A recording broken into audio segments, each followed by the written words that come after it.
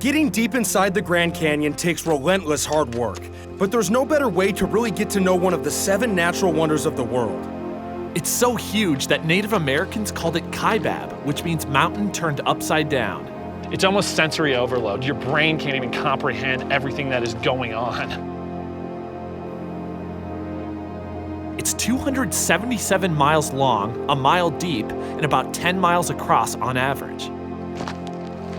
We are hiking rim to rim. Over the next 4 days, we'll be hiking around 24 miles, and in that 24 miles, going down almost 6,000 feet in elevation, and then going right back up another 6,000 feet. We're starting on the North Kaibab Trail at the North Rim. 90% of the park's visitors only see it from the South Rim, which gives the widest view of the canyon. But this view is pretty spectacular too. Wow, all right. Jeez Louise. We are officially in the canyon. Yes, we are. Oh, man.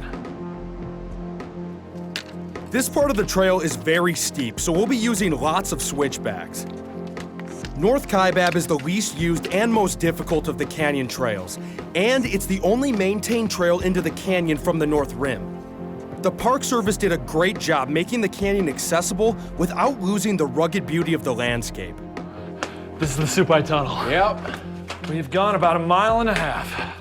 This tunnel was created by the National Park Service by using jackhammers, chisels, and dynamite to basically blast through this giant rock to keep the trail going. When they were building these trails, they had to make sure that they weren't only accessible to hikers, but also to mules, and make sure that it's as easy as possible to get down into this thing or back out.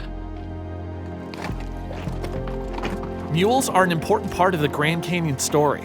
They're great at finding their way over steep, narrow canyon trails. In the 1800s, they were used for transporting people and supplies for mining operations down in the canyon. Today, they're mostly transporting tourists. Before mules and miners, there's evidence Native American peoples lived here as long as 12,000 years ago. The different Native American tribes that called the Grand Canyon home would live up on the rim, but also down in the canyon. And when they were down here, they lived in houses that they built, but also in caves. These rocks have a lot of stories to tell.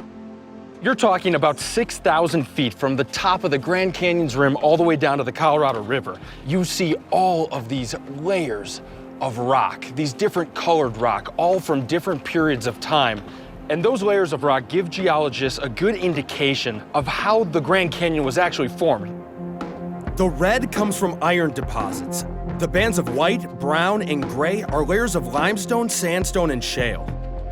Geologists have determined, studying these rocks, that this area at one point was in fact underneath a giant ancient sea. And then at other points in history, it was above the sea, and then back into the sea, and back and forth and back and forth. Over the course of 5 or 6 billion years, each change added more layers of rock. 5 or 6 million years ago, the Colorado River started cutting its way through the rock, forming the canyon we see now. After a few hours of going straight down, we're off the canyon wall and Cottonwood Campground is up ahead. All right, home sweet camp. We've covered about 7 miles today. Really inhaling that, aren't you? I'm hungry. Hey everybody, thanks for watching. Make sure to leave any questions or comments that you have. And please subscribe to the channel, there's a lot more to come.